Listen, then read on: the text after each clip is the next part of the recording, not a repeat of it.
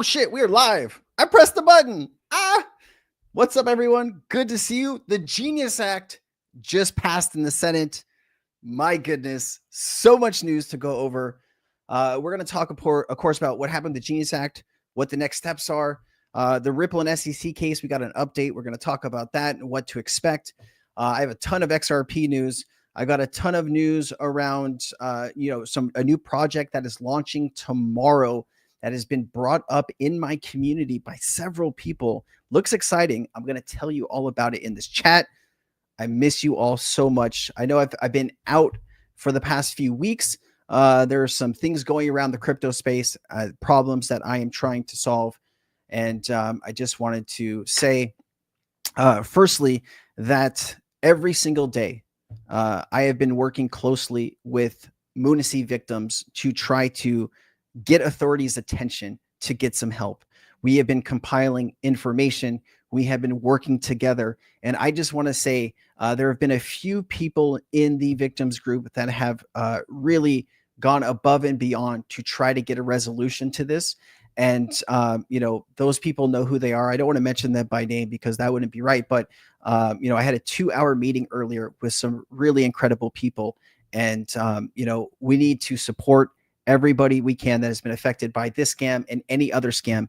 And, I will be making content and other things to try to really help some of these people because they need our help. All right, let's go ahead and get into it. Meredith Lindsay, great to see you. Ariana is here. We got a few people saying aloha. Aloha, my friend. How's it going? We got Grant here from Australia. We got Michael Bremer here. What's up, Michael? How you doing, my friend? Jeremy is live from Germany. Jeremy, it's great to have you with us, my friend. Lakota, what's up? Yes, we are going to talk about it, Lakota. Great to see you again. I hope you're doing well. Ryan's here. Great to see you, Ryan. Let's see here. We got Christopher Bergen here. Good to see you, man, doing the live streams again. We missed you. We missed Luna too. Oh, that warms my heart. That warms my heart so much. Hope all is well in your world. Well, hey, after reading that comment, all is well in my world right now. Thank you so much. It really does. It moves me. Thank you so much. We got James here. Not a damn thing going to happen with XRP until at least November. James, you could be right, man. But, why don't we do this? Let's go through the news. Let's have an open conversation about it. And I'll give you my 2 cents of what I think is actually going to happen. All right. Is that fair with you? Let's go ahead and do this, man. We do have the Surge was here first. Nice to see you, Surge. Thank you for being here first, man. All right. Let's go. Let's go do it. Let's get into it. Let me share my screen, tell you what's going on around the world. If I can remember how to do this. All right. Just bear with me here. All right. So here is the passing of the Genius Act. Dun, dun, dun. Let me just make sure I'm streaming the right thing. We are. Let's play it. The yeas are 68. The nays are 30. The bill as amended is passed. The bill as amended is passed. An hour or two before, maybe this was posted at 1:52 a.m. Sorry. So this was posted in the last maybe 24 hours. This was right before they did a final vote. This is Senator Hagerty. He was the one who helped write the Genius Act. So let's go ahead and understand where he's coming from, what he sees are the next steps here. And I will give you what is going to happen next with the Genius Act and when we can expect that to go through. I'd say first, I'm very enthusiastic about the stablecoin legislation that I've led. We've been working on this for months. We have a strong bipartisan product. We will deliver that midday today. We'll have it ready. And I think it's got a tremendous amount of input from the industry, from my colleagues here. We've involved the administration. I think we're going to have a great product that actually sets the stage for moving into a modern day payment system into the 21st century, getting us off the old system that was designed in the 1970s and 80s, making the dollar the key element in the digital arena. And frankly, it will stimulate more demand for U.S. Treasuries. It will strengthen the dollar's position as a reserve currency. We're going to see that advance in a way that, again, takes a lot of friction out of an old clunky system, reduces counterparty risk, reduces currency risk, and will bring a lot of working capital back to the companies that need it and back into the economy. With respect to the SEC, I couldn't ask for a better partner than Paul Atkins. He's doing a terrific job already. Let's go. We're going to be working arm in arm to try to help advance the entire cryptocurrency industry, the entirety of this industry. They'll keep us on the cutting edge of the 21st century.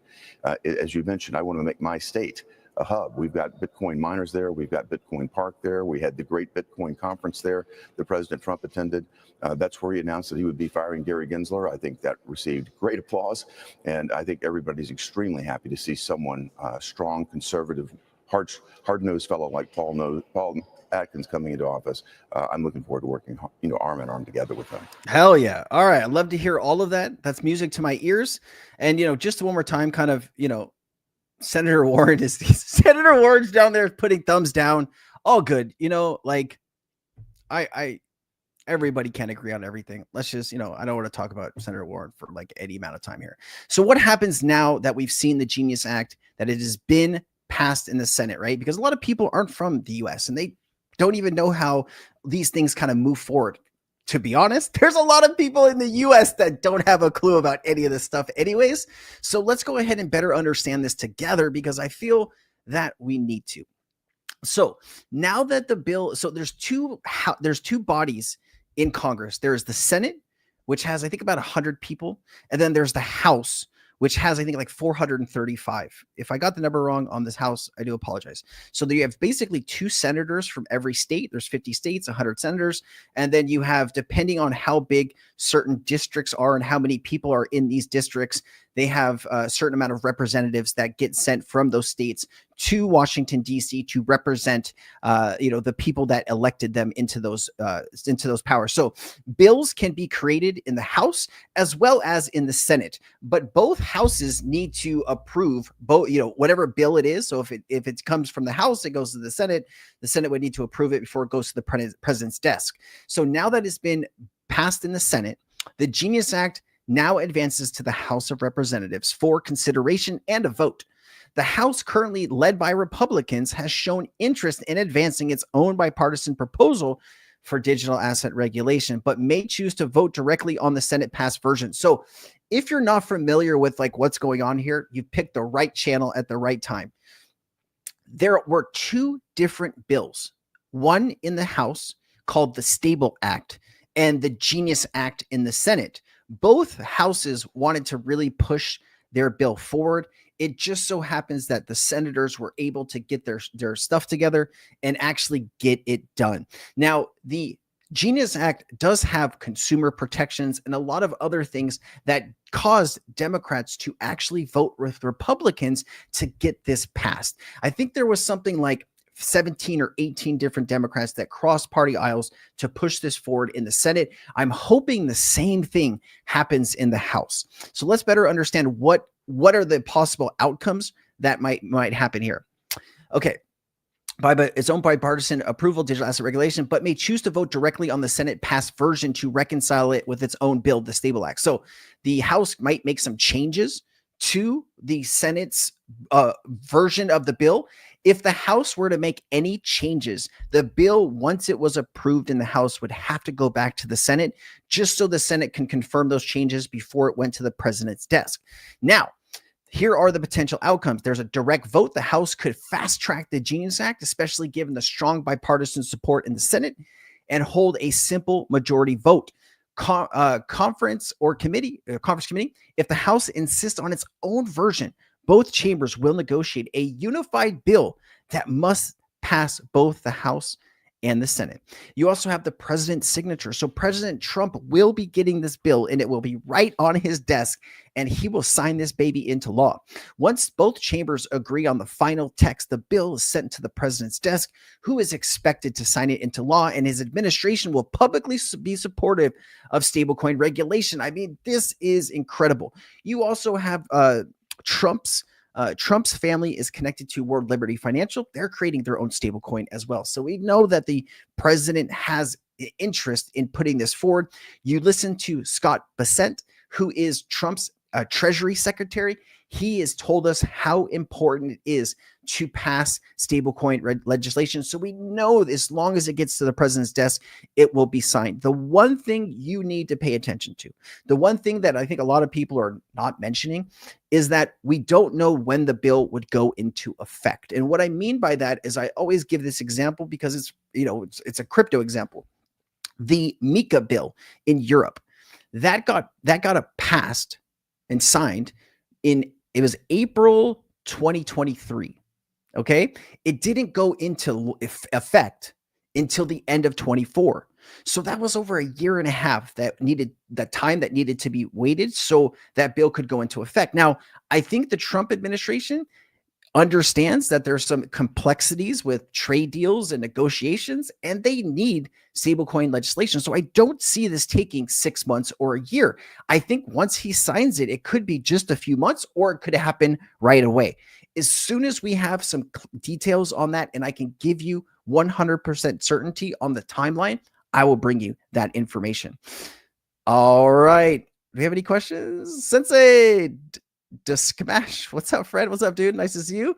We got somebody from Wales. Great to see you. Jason, are you a Wrexham fan? Is Wrexham? I've been watching a lot of Wrexham. On you guys watch that show on Hulu? It's my favorite show, man. That's my favorite show. I don't know. Does anyone know what I'm talking about, or am I just being a random person? Am I having audio issues? Can you guys hear me? Back from Jamaica. Good to see you, Jason. Good to see you.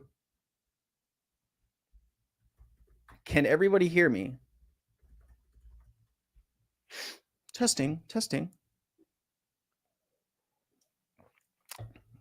I support Cardiff. Okay, we're definitely not going to get into which football team is better. I think the stories that are talked about, in that show, they're just powerful. My wife and I really like to watch that show. All right, you guys can all hear me. If you're having trouble with sound, maybe reset and come back in. All right.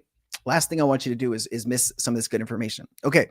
Now, if you look, so here's Scott Bassett. So if you're not familiar with who Scott Bassett is, like I said, he's the treasurer of the United States. I guess I'll give this guy a follow. And so he has made it a priority to get this done. He says recent reporting projects that stablecoins could grow to $3.7 trillion by the end of the decade. So this is by 2030, ladies and gentlemen, $3.7 trillion. So I want you to understand this, okay? You are the treasurer of the United States, and your job is basically currency, right? Making the dollar still the supreme currency in the world that countries we want to use for trade and all of this stuff. And to shore up support for the dollar and America's debt markets, they wanted to find a new buyer for US treasuries. And that is going to be stablecoin companies. If you can imagine $3.7 trillion, if that is the actual value that is put behind stablecoins, you are going to need to back up that 3.7 trillion with some type of securities. Usually those are treasury bills. So this could be a huge benefit to the US and its national currency and domination for the US dollar. That is what these people are focused on. So we know as soon as this gets to the president's desk, it will sign. And so there's a lot of information floating around right now. Let me throw this back up. Sorry, this is Scott Bassett's Twitter. I should have showed this to you. I do apologize. He said 3.7 trillion market by the end of the decade. Here it is in writing. And you can take a look. This is his Twitter, 500,000 followers. So, it'll be interesting to see how all of this unfolds. I'll bring you all those updates, ladies and gentlemen. And so, we don't really need to talk about this too much, but obviously RLUSD, the reason this is important is because in America, how I've understood this explained is that the Genius Act should be a little bit more, harsh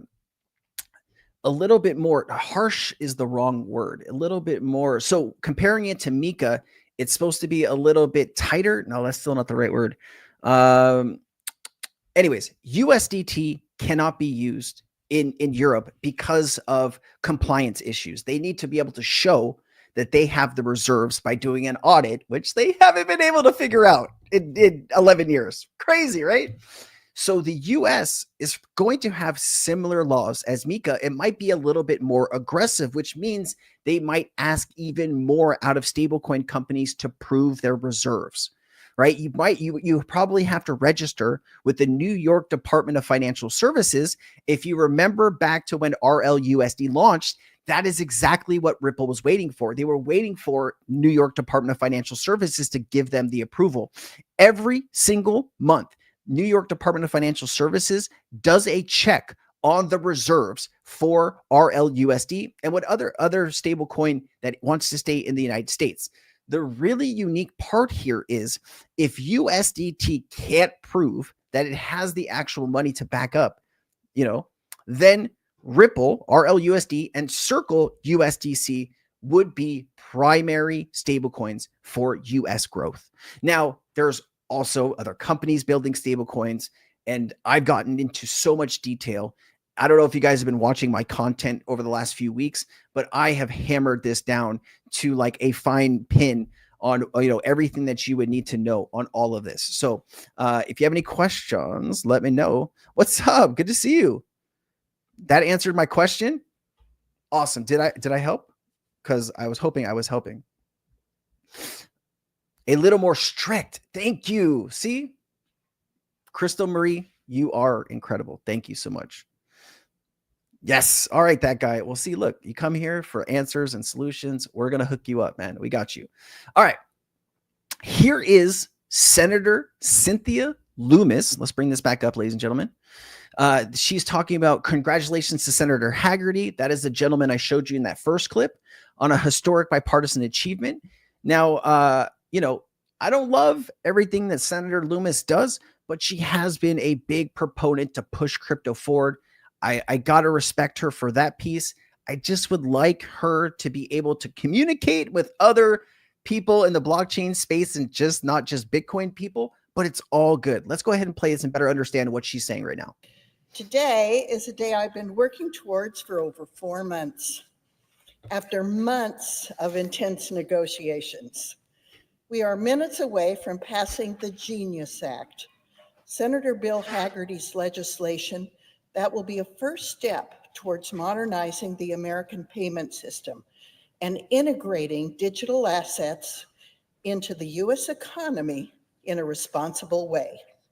I want to congratulate my friend Senator Hagerty for this achievement and thank him for his incredible leadership on this bill. He's been a true ally of the digital asset industry, and I'm so proud to have worked with him on his Genius Act over the past few months.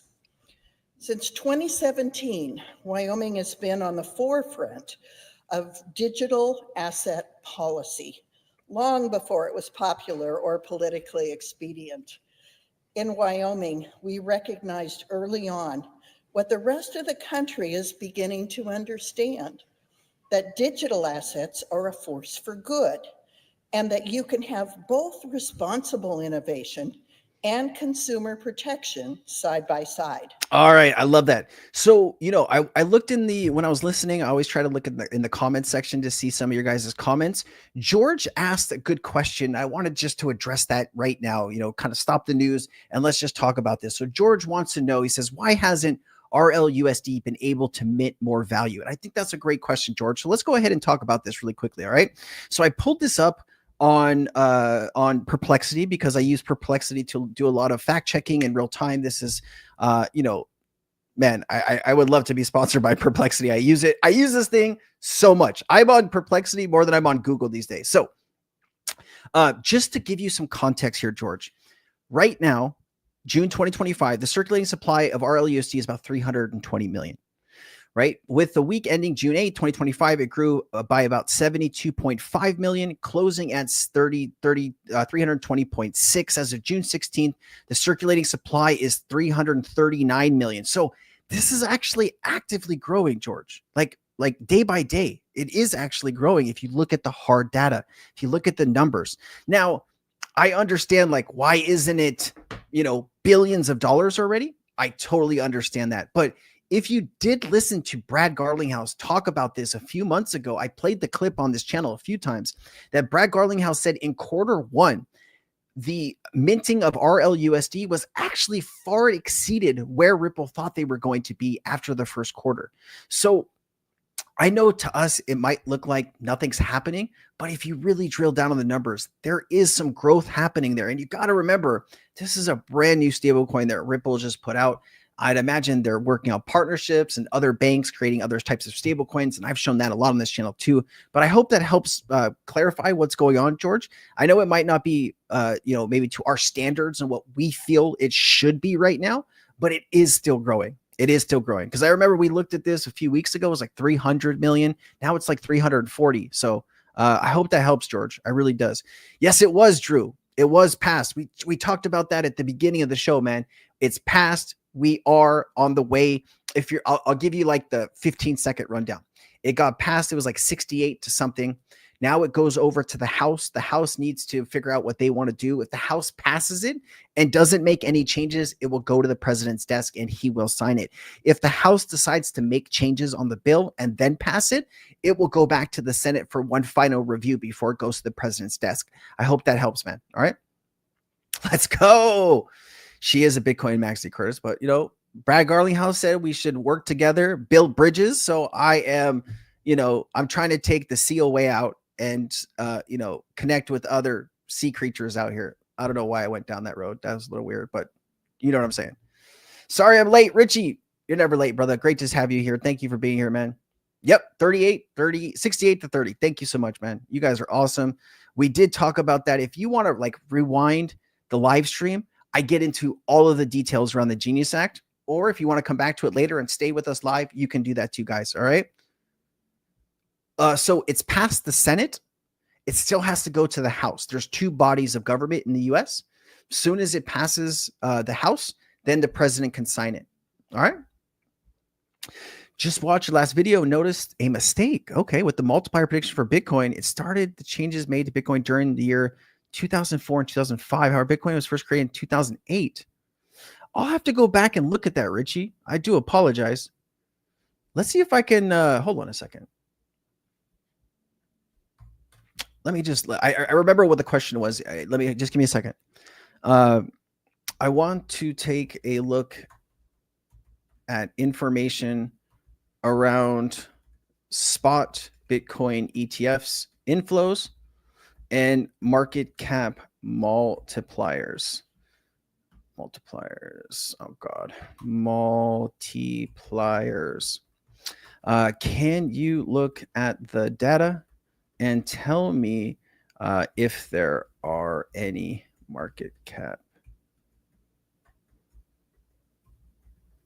All right, let's see if it can pull up some data for us while we're checking this. Okay, thank you for saying something, and we'll take a look at that. All right. In the meantime, guys, people are still asking about the Genius Act. It is done. If I could fast forward this to the end, 68-29.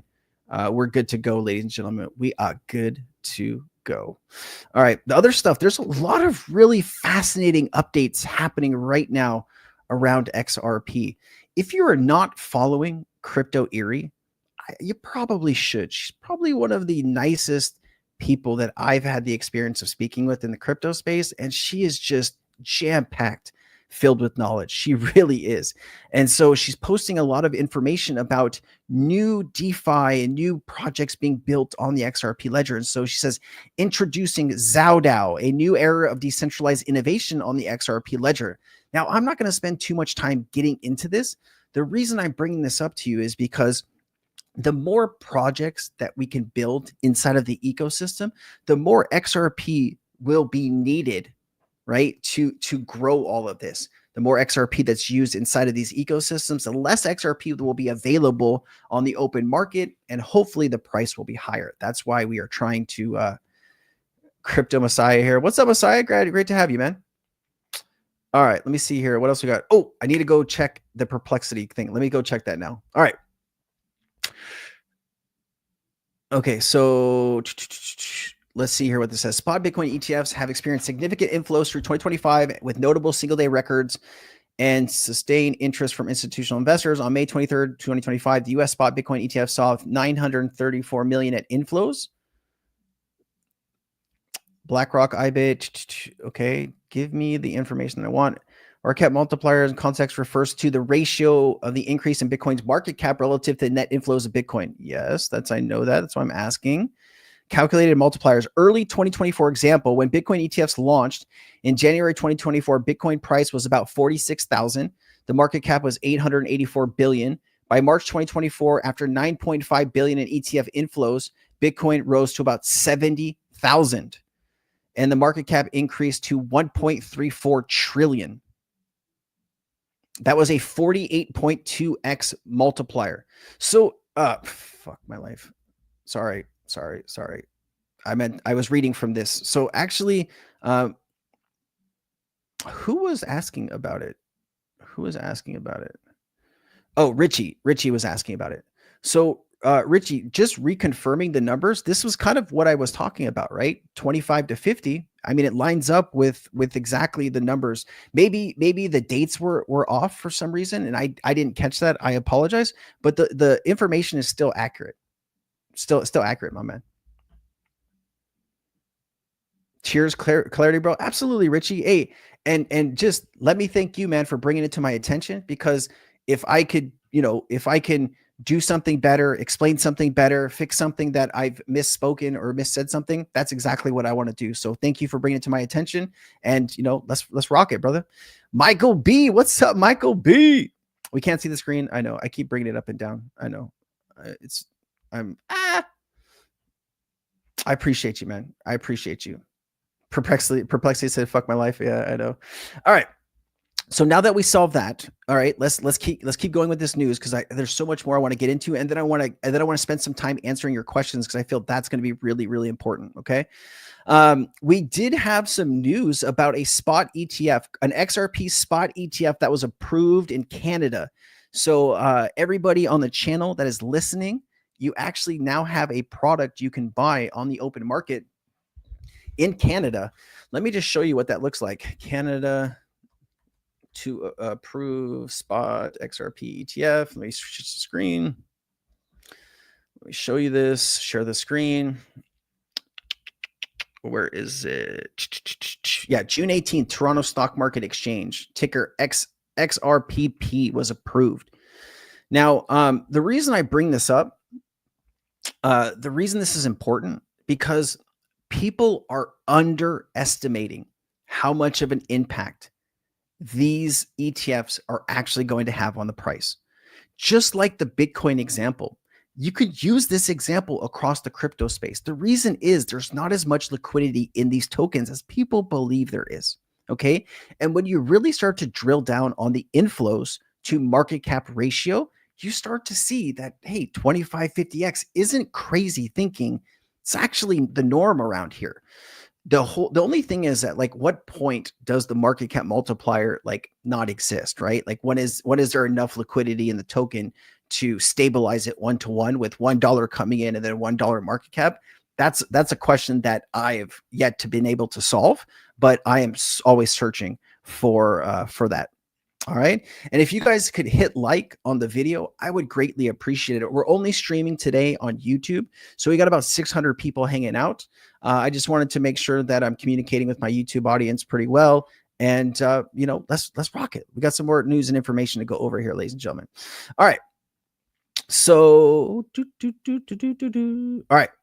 It looks like, so just between, here, you know what? Do I have information on that? Let me pull up what's going on with the Ripple and SEC case, because I know people are interested in that. I just made a video this morning breaking all of this down, but I will give you the gist of this in just a second. Here it is. I have so many screens up here. You guys would be bonkers to see my laptop and how many screens I have. Okay. Here we go.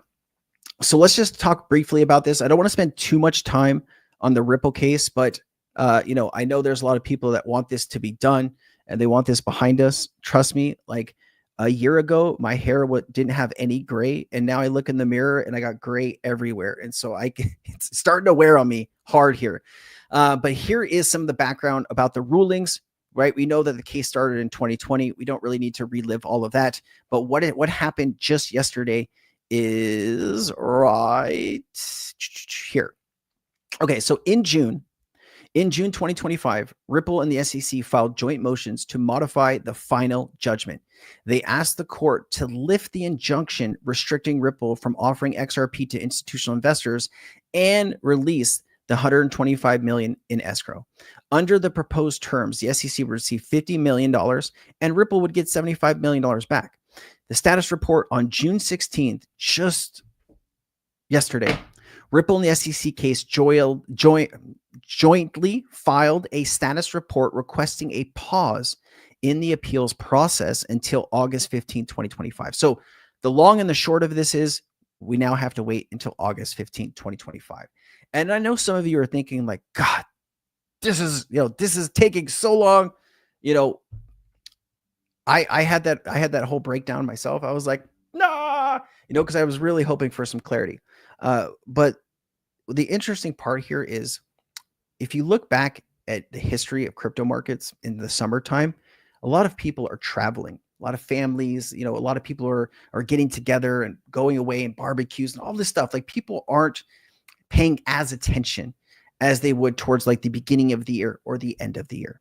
So I think Ripple is maybe, I don't know if they have control over the timeline here, but the crypto market usually starts to pick up August, September, October, those type of months. September can sometimes be shit though. That's my birthday month. So, sometimes I'm happy, sometimes I'm not. But I think Ripple is kind of playing the long game here. This is going to give other people opportunity to still buy XRP at maybe the current prices. Now, if an ETF in the US was approved, that could change significantly. If the judge kind of makes some kind of motion or movement before August 15th, that could affect everything. And, there's so much news and information coming forward. I feel like sometimes, I'm spending, 10 hours a day, 12 hours a day going through all this stuff and trying to find all the best details for you.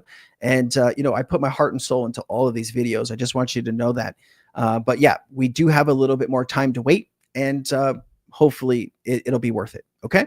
I did want to show you some other information here. It does look like the XRP EVM sidechain is growing. So this is just talking about XRP Ledgers is showing serious signs of growth from both usage and key stakeholder perspective. The amount of interacting XRP addresses has averaged about 300,000 per day over the past week. What's really incredible here, guys, is there's 300,000 people actively trading XRP. Some of my videos, they get 20, 30, 40,000 views. So we're like communicating with 10% of active traders in the XRP space. I just thought that was very powerful. And I just want you to know that I greatly appreciate everyone's support and everyone's time, because I know how valuable your time is. That's why I try to give you so much information as quickly and efficiently as I possibly can. So I love you guys for that. Thank you so much. I did want to bring up a few things though here. People always ask me, Sensei, what are you buying right now? What are you adding? In the last week, I have added some more ZBIC. I have added some SHX. I have added some ADA. I have added some XRP, and I've added some, what was the last one? It was ZBIC, SHX, XRP, ADA, HBAR. Those are the 5 I have been adding recently. Even my mom called me. My mom called me and says, hey, Rob, I want to put $5,000 into the crypto market. And I was like, yes, my mom's going to be an XRP holder. So my mom now officially owns a few $1,000s worth of XRP. Oh man, that was great to see. She finally did it. I've been talking to her about crypto for, 5 years. And she just recently started to get really interested in it. She's been reading articles and watching content, and now she owns some XRP. I just thought that was really cool. Big shout out to my mom. I love you. All right. I did want to show you, people always wonder like what the, ZBIC token is. Here is ZBIC.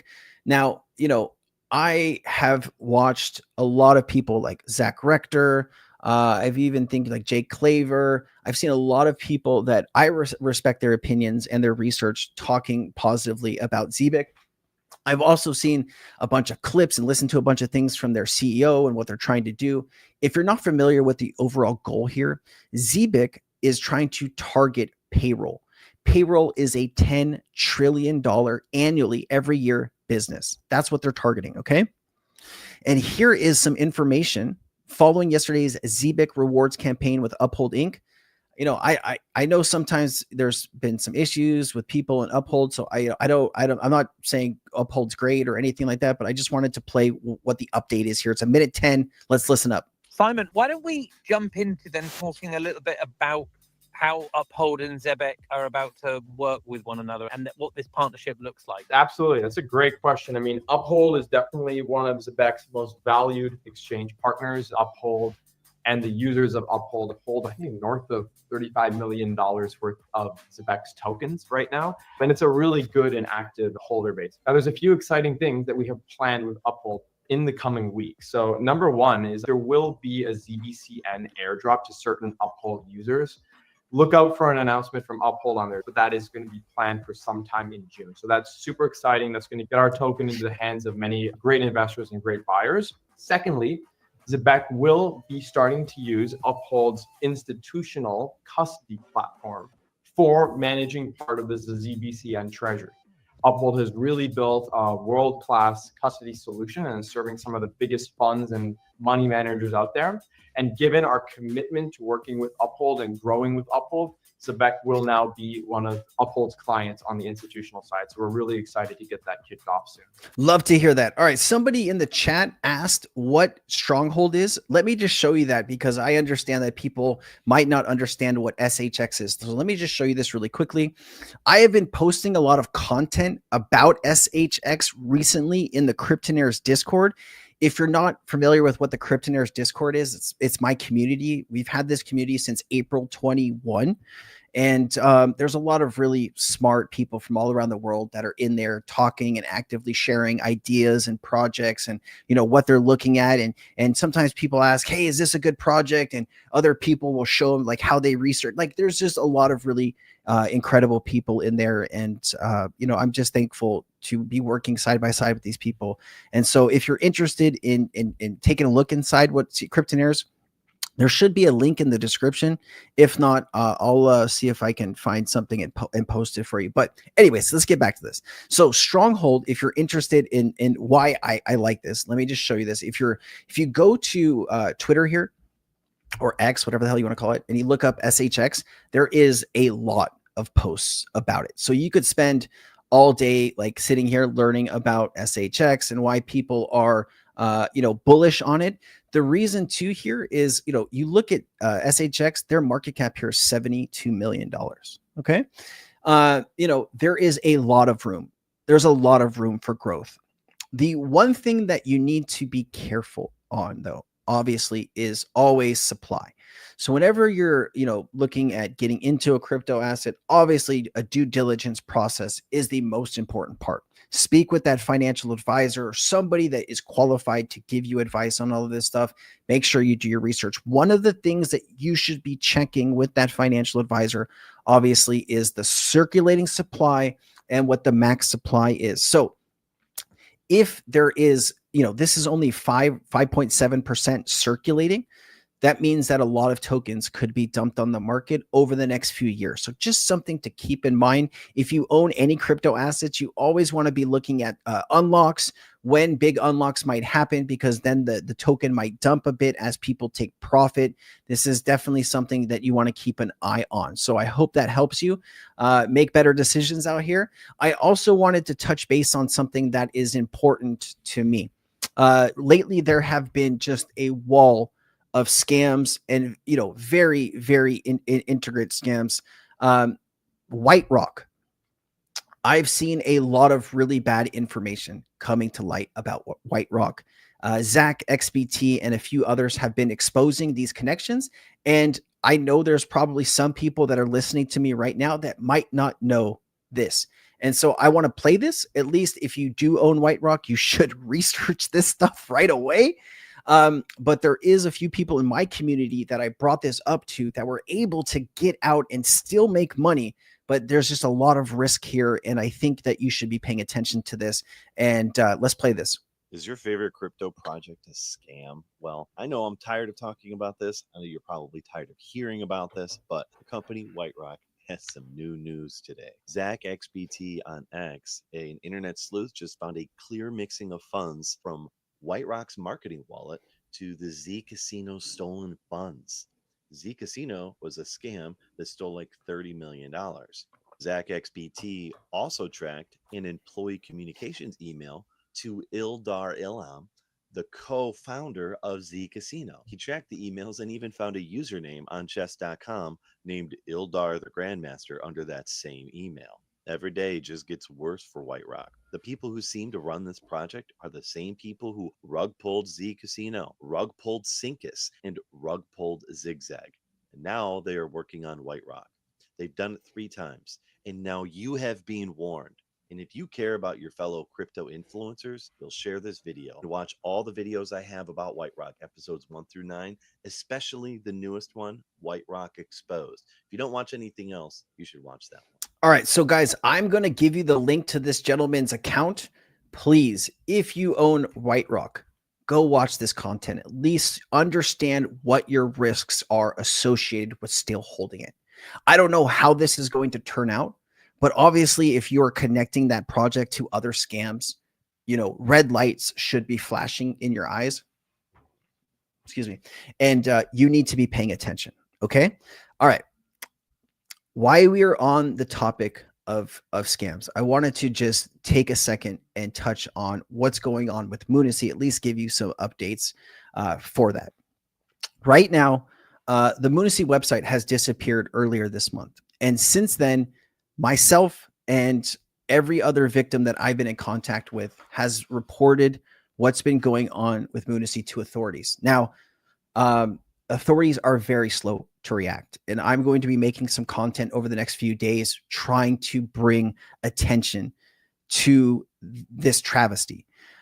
There has been a lot of misinformation posted online where they're saying billions of dollars have been lost. That is not accurate. At this time, from the conversations that I have, it's anywhere from $4 or $5 million to $20 million, what we've been able to track so far. I will, as soon as I'm able to post more information about this, I will. We are asking that any victim that hasn't come forward, that has information, regardless if you have information, if you are a victim of Moonacy, please reach out to me via email, and I will get you into one of these groups where you can get updates as well as information can be shared with you. All right. There is also a GoFundMe page that has been started. I just spent 2 hours on a meeting, a virtual meeting with the people that created this GoFundMe page. And I obviously needed to verify who these people were and, you know, what are they going to be doing with this money that is donated. And it is heartbreaking to hear some of the stories and some of the people that were affected by this. Just to share a story that I heard earlier. I won't tell you the person's name, but they put some money on the platform, and the platform worked for them for 3 months. They earned returns every single day, and they were able to take money on and off the platform like it was a normal day. For 3 months, this person was making a few $100s a day, and they felt comfortable with putting more money on the platform. And at that time, when they did that, that's when the platform disappeared. And this affected a lot of people. And a lot of people were talking about how good it was working and how much money they were making for a little bit of time here. And then it all turned to shit really quickly. I want to support the victims and the victims groups here. So please, if you have any time, any donation, I would greatly forever be in your debt. If you have $5, $10, whatever you can, this is going to 100% support the victims that are affected by this. And I am going to do everything in my power to get justice for these victims. Okay. All right. Thank you. Thank you for listening to that. I appreciate it. I see it. Can I get a better link than that? Oh, it's a very long link. Okay. Share. Okay. Maybe this is a better link. Copy. Let me see if I can share this. Nope, still super long. Let me do this. Let me put it in the description. I need to go to this. 1 second. Let me just add this to the description so people can check this out. Okay. Moonacy GoFundMe. Now that I have personally verified that this is a legitimate cause, you know, what's going on with this, you know, trying to raise money to pay back some of these victims. I'm going, like I said, I'm going to be supporting this. And if you could help out in any way, shape, or form, it would mean the world to me. So thank you for listening. Let's get back to the news and information. All right. Okay.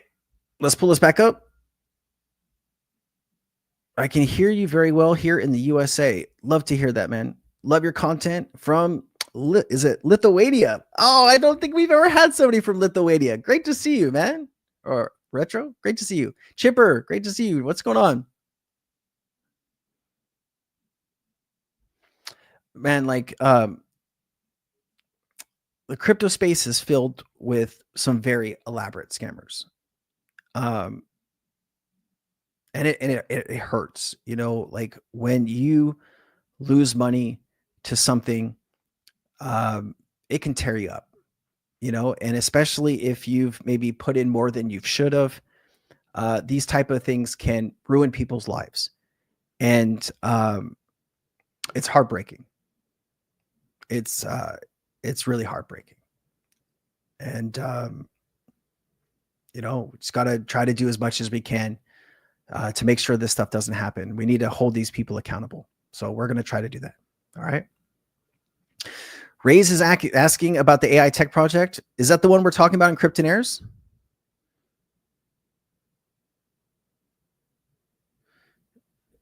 What is this? Choice AI. I've never heard of that. Formerly Crypturium exchange is still scamming people. Contacted X scam company off the platform. X refused. Jesus. Man, Labyrinth, sorry to hear that. If you want to send me a DM, I can try to move something, move it along and try to help, I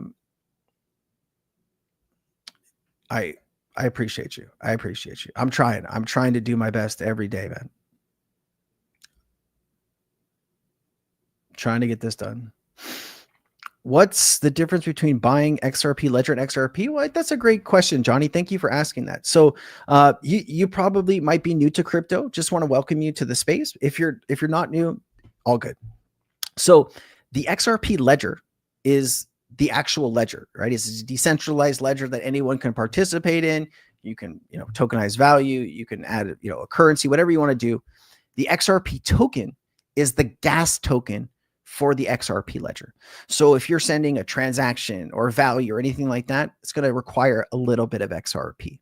All right. So that is the difference between the XRP ledger and XRP, the token. I hope that helps you, brother. I don't know, man. I think when it comes to Trump, you need to wait until what actually happens. Sometimes, he can get excited about some topics and might not have all the information, and then some things might change. Example would be, when he tweeted out about XRP, Solana, and ADA being added, right? And then it turned into, well, he was just talking about like the top 5 cryptos or whatever. So I would wait for like real information to come out. I think we live in a world where like somebody tweets and we kind of believe everything that's in the tweet, but until like policy or laws or like serious things are done, it's up in the air. Anything could happen. I did some research on to see if like Trump family, are they going to do like an XRP ETF? I saw them that they want to do a Bitcoin and Ether ETF. So chances are eventually they might get there. But right now I don't see anything about an XRP ETF, but they're actively, participating in crypto, and it's good for the community.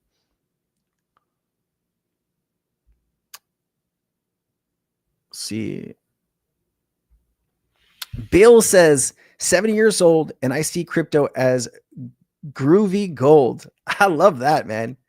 Groovy, man. You must have had a lot of fun in the 70s to continue using that name, but I love it, Bill. Thank you for being here. I won't tell you how old my mom is because she might kill me if she comes back and watches this. But she's a little older than you are, and my dad is the same age as my mom, and he's the one that actually got me into XRP. And so my life probably could have been different if my dad never asked me to look at an XRP video a long time ago. But people young, people old, people in the middle, I think new technology, innovation, it's very exciting. There's always something new happening, and it keeps you, involved, right? Some of these cryptos are going to reshape how value moves around the planet, right?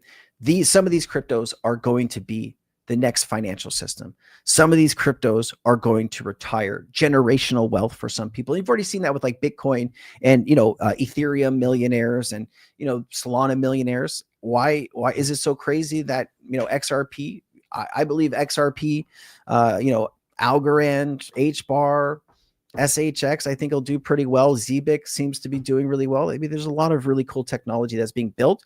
I think people just need to understand that it is still new technology. New technology can fail. There could be hacks. There can be scams. There can be a team could split up because of any reason. So, everything is evolving day by day in crypto. Just be prepared for that roller coaster. All right. Thank you for sharing that, Bill. Appreciate you. XRP is the glue. So hold on, Ariana, are we talking about your mom wouldn't listen to your dad, but she did to you?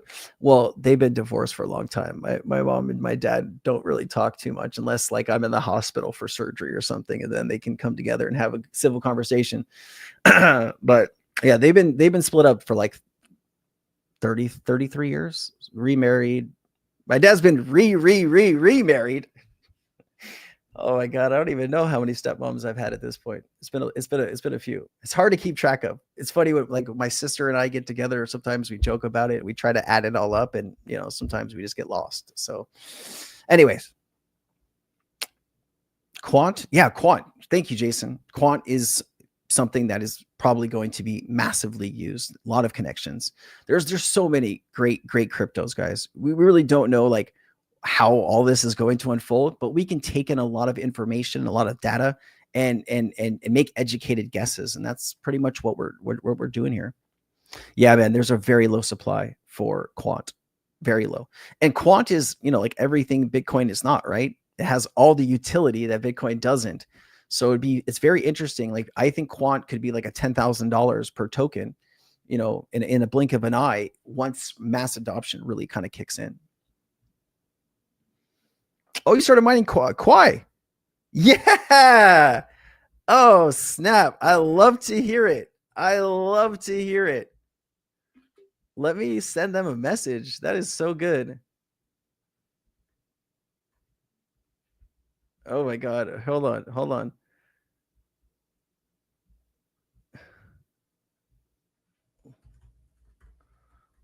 Look at the comment. Yes. Oh, I love that. Jason, he was really impressive. One thing about this gig is you get to interview a lot of people. And I don't do as many interviews as I used to do. Like back in like 21, 22, I was interviewing, 5, 6, founders a week. And you meet some truly incredible, truly just super intelligent, well thought out, well put together people that have these brilliant ideas of reshaping the world. And it's just, it's really incredible to spend time and listen to their dreams and their passions and how they're going to, how all this is going to unfold. And it's really powerful.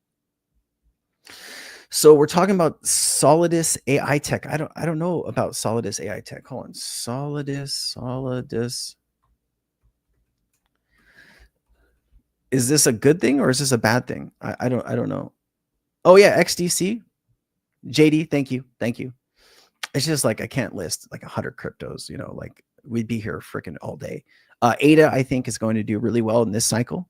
I think ADA is going to do pretty good. I think people will be surprised. Sui, like if you're not like, I think buying Sui right now is probably better than buying Solana, but obviously, talk to the financial advisor. I got to say all that stuff just in case, you want to do that research, but I think Sui is very undervalued at this point.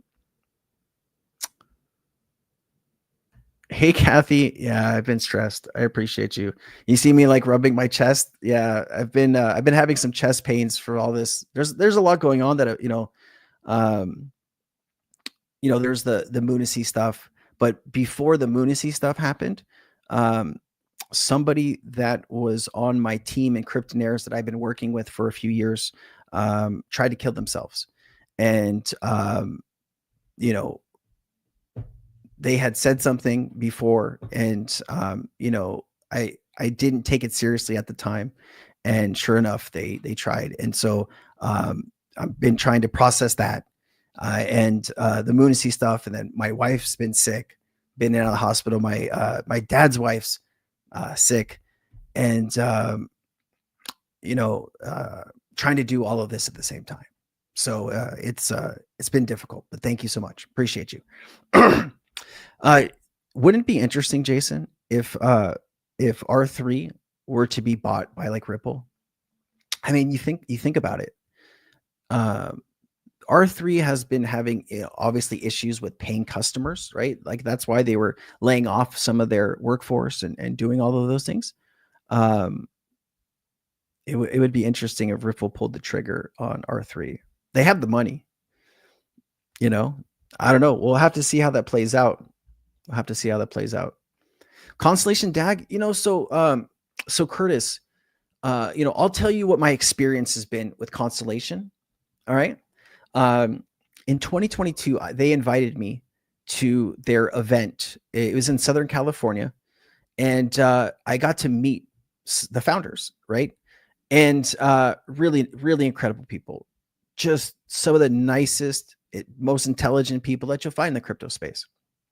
The reason I had some challenges with what's been going on there is, you know, during like 21, 22, 23, 24, there was so much talk about mainnet and launching this and launching that. And there was all these huge delays, you know, and I was dealing with a project founder who was waiting for DAG to launch their mainnet, and they waited like a year and a half before they finally said, F it.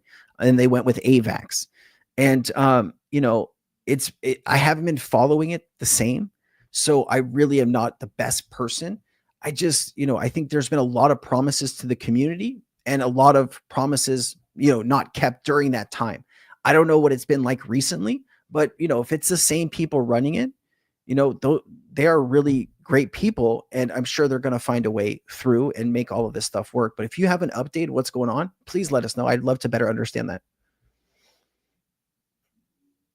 What's the word on SHX? Worth getting? I put, you know, this week I put in about maybe like $1,500 on the dip into SHX. I had a little bit before, but I've been slowly trying to build up some type of bag since it's at a $72 million market cap.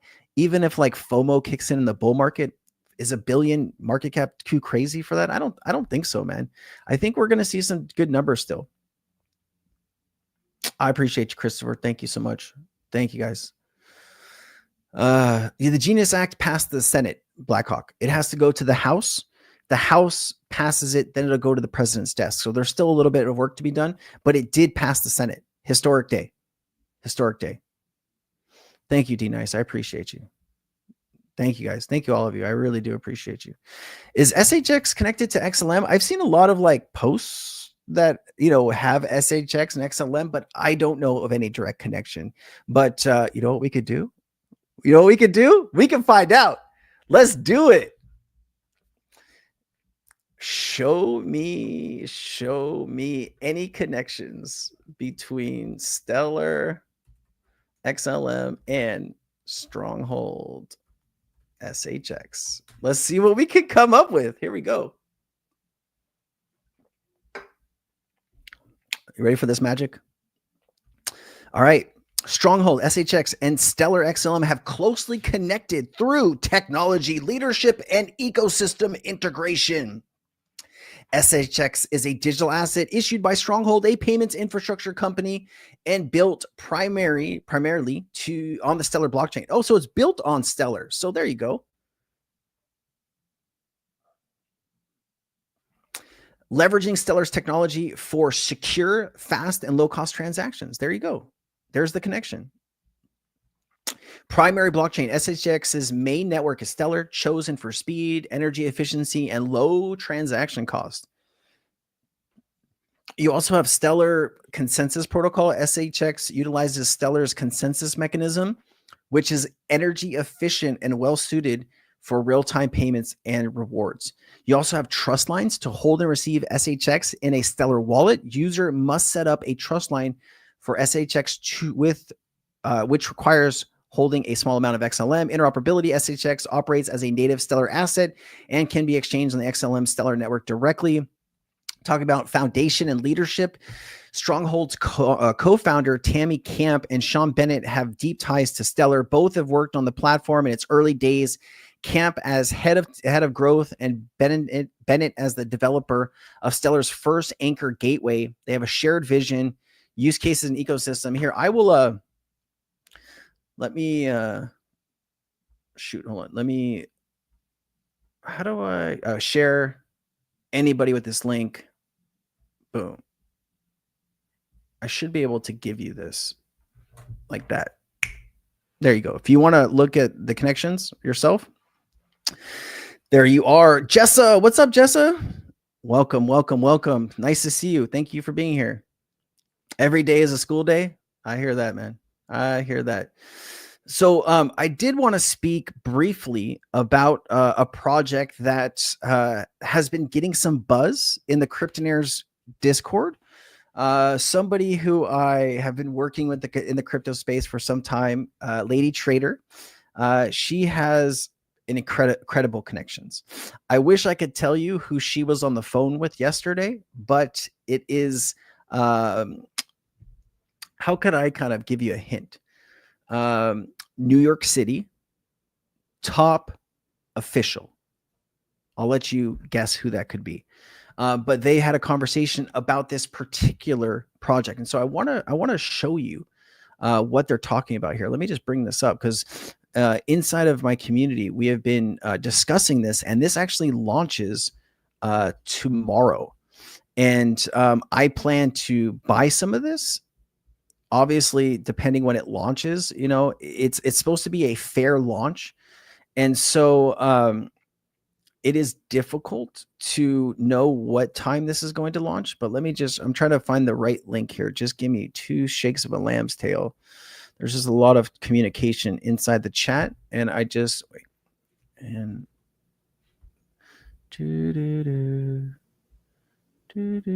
here we go. Hold on. Whisper It was the original person who brought it up to me. ANGL. Hold on. Coin. No, it's not going to be on Coin Market Cap. Twitter. You know what? Let me go on Telegram, see if I can pull up a direct link. Launching alert. Hold on. I want to get into their Twitter spaces. Okay, hold on. Is this going to take me where I want to go? Yes, it will. No, it won't. Yes, it will. Okay, perfect. Okay, here we go. All right. Let me share my screen. Let me pull this back up. All right. So this is the project that people have been kind of buzzing about in the community. Like I said, this is going to be a fair launch. There's supposed to be no insiders, no KOL, tokens, no pre-sale, nothing like that. That's what I've been told. Obviously, it's difficult to fact check all that stuff unless you're talking with like the team or the founder directly. But this is the project. Let me just show you. Let's pull up this website and take a look at this together. I'm glad we get to do this together because, sometimes I can help people, benefit from some of this research, and you can kind of learn along with me. Okay. So here is the token ANGL. This looks a little cheap. I'll be honest. When I first saw this, I was like, we could have spent a little bit more time and money on like the overall look. But this is going to be this protocol is from Twin is built in the Twin protocol team, or Twin has something to do with this. Is Angel Twin platform, and this is going to launch tomorrow. Token launches on June 18th, which is tomorrow. Here is the website if you want to take a look. This is probably going to be like Ethereum or wrapped Ethereum that you're going to swap for into this. But I put a few $1,000s aside to buy this. Okay. And it says, let me just get into the white paper so we can better understand what they're trying to achieve. So let me go. They have a disclaimer here. Angel is registered in the British Virgin Islands and structured as an international business company, fully established, compliant, and capable of performing all the proposed activities stated within this white paper. Let's go to can we do this? Hold on. Angel token white paper. AI is taken over. Own it with ANGL. The AI revolution is happening now. And ANGL ensures you're in control, not left behind. AI is transforming everything: businesses, entertainment, finance, social interaction. It's already $1 trillion industry. If you're not claiming your piece, you're going to get left behind. So what are they trying to do? Why you need Angel now? Own your AI. Know we're being a product. ANGL gives you your control over your AI, powered engagement, digital identity, and automation. Talks about monetize your AI, get paid for AI-driven interactions, content, and services. Obviously, this is going to be if you're like some type of influencer, or if you have a lot of people who are interested. If you don't have an audience, or you don't have a lot of people, if you don't have a company or something like that, you might not be able to monetize and make very much, obviously, if nobody knows who you are. So just trying to give you that extra bit of information. I don't want somebody to be like, oh, I'm going to make so much money monetizing my AI, and then, not make anything. So I just want to be clear. Power AI applications. ANGL is the fuel for the next wave of AI-driven automation, business growth, and personal productivity. It talks about scale your reach, AI-powered assistance, content creation, and audience engagement work for you 24/7, powered by Angel. Secure your future. The AI economy is here, and Angel is your ticket to financial freedom and AI-powered opportunities. This is your moment. I do want to say, though, this is a project brought to you by Twin Protocol. Twin did launch, and it wasn't very successful from the initial launch. I just want to be clear. Oh, this market cap is not right. Oh, God, I hate when they don't have the right information. Hold on. Here. Okay. Okay. Just to be clear and give you every detail that I can. This was Twin's launch. As you can see, it had a huge pump and then simply been trading downtrending sideways since it launched back in late 2024. Okay, they are trying to turn this around with this project and other things, but I just need to give you full transparency, because that's why you want to come to this channel, because you deserve to know everything. Okay, anytime you get into a new crypto project, there is all the risk in the world involved. It can go to the moon. It could go bankrupt. It could go nowhere. It could, stuff like that. I do think the people behind this are not scammers, right? So I'm not worried about that piece. I'm just worried about like how many people are going to actively participate in this, and what is this going to do globally. I've been told some information that I don't think I can actually share, but it did involve real estate agents. And I think there's an angle that the team is working on to do with that. So just trying to give you some extra information there. Here's the executive summary. Let me just make sure I'm sharing the right screen, which I am. Sounds like a car salesman. Yeah, better cat now. I did sell cars. So, I mean, it's hard to knock that out of me, but I am not pitching you as like, you need to buy this. I'm telling you what I'm going to do, just to give you information before I actually do it. I think that's pretty fair, but thank you for saying that, CW. I get it. I understand. I'm trying to play devil's advocate here and give you both sides. I'm trying to give you all the risks that I see, as well as the upside that I see. So, bear with me. All right. Okay. So getting back to this executive summary, the AI revolution is here. AI is rapidly transforming business. We already talked about that, not anymore. And Angel changes everything by merging AI and blockchain. Angel puts you in control, giving you ownership of your AI interactions and the ability to monetize your AI agent and the tools to automate, scale, thrive in the AI powered world. What you need, why you need Angel now: own your AI, monetize your AI, power AI applications, protect your digital presence, build the future. Good stuff, good stuff, good stuff. Until now, individuals have no control of the AI. I mean, they kind of say the same thing over and over again. So let's just try to find some real information. Okay. We talked about the AI revolution. AI is projected to be a $15.7 trillion global economy by 2030. Really quickly, guys, I've been listening to a lot of like podcasts from CEOs that own AI companies. And what I want you to understand is if you are currently working in some type of role where you think AI could replace you, it would probably be in your best interest to spend at least an hour a day learning how to use AI. There's a lot of jobs that will be replaced by AI. And if you feel that you are in one of those jobs, right now is a time to do something about it. Okay. Okay. All right. A few other things here. Let's just talk about it before we move on here. Angel, put your AI in your own hands. God, they really repeat themselves, but I understand why. Own your AI, monetize, same thing. Yada, yada, yada.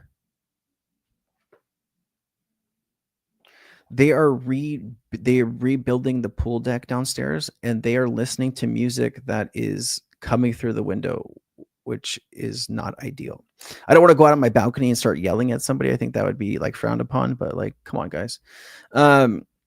For creators and thought leaders and innovators, like this is really who could make money from your AI. Writers and educators, artists and musicians, coaches and consults, developers and technologists, right? Talks about for entrepreneurs and businesses, AI powered commerce. So, there could be a lot here.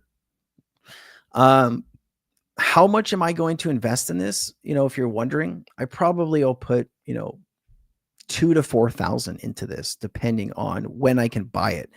Like if this launches and the token just goes crazy, I'm not going to buy into a huge pump, because I know that usually after a huge pump, everything kind of calms down, and there's probably going to be a good place for me to get that once it calms back down.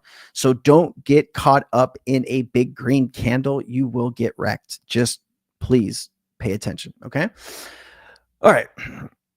AI will put a lot of industries out of business. Yeah. That is absolutely true. That is absolutely true.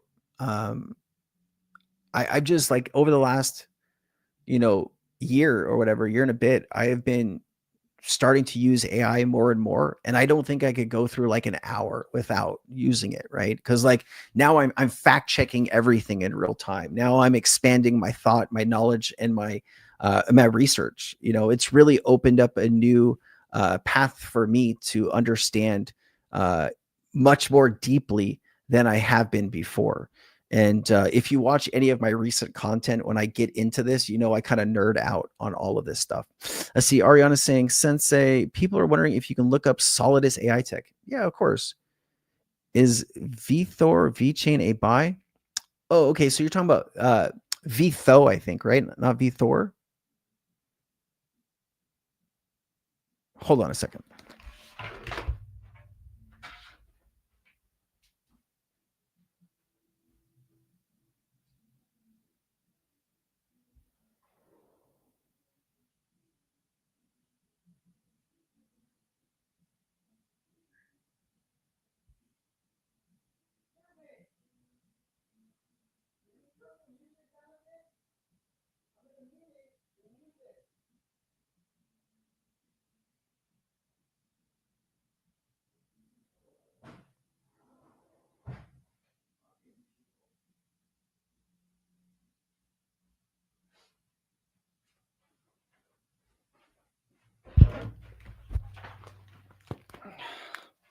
Sorry, the music is just coming through it and I cannot focus on something else. My brain just does not work like that. The Genius Act got passed, Scott, in the Senate. It goes to the House. The House has to pass it, and then it would go to the president's desk. So it did get passed in the Senate. Where's Angel sold? So it looks like it's going to be on Uniswap. So if you want to join the best thing that you can do if you're interested in getting more information, dude, I'm going to freaking lose my marbles right now. How do I invite someone? I am not a Telegram. Oh, here we go. More boost group, unmute. How do I add people? Hold on. Oh, here we go.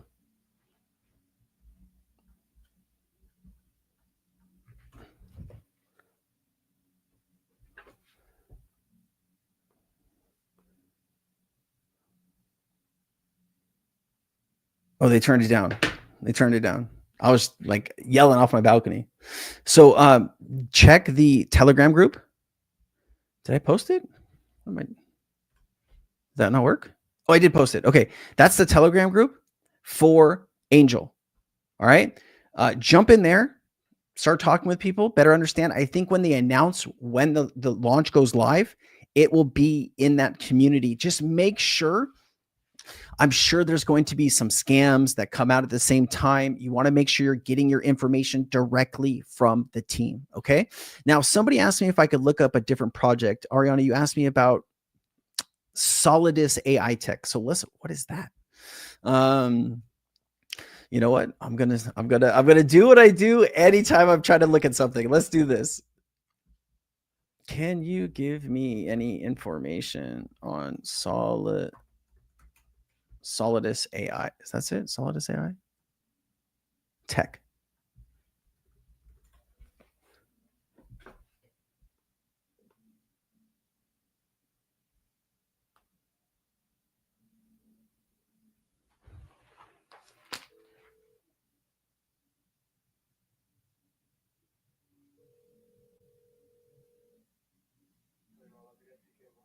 CK, it's Rob. How you doing, man?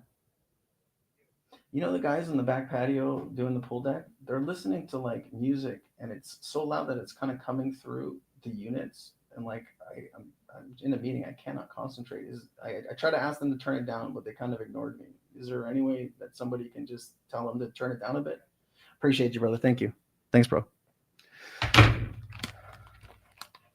All right.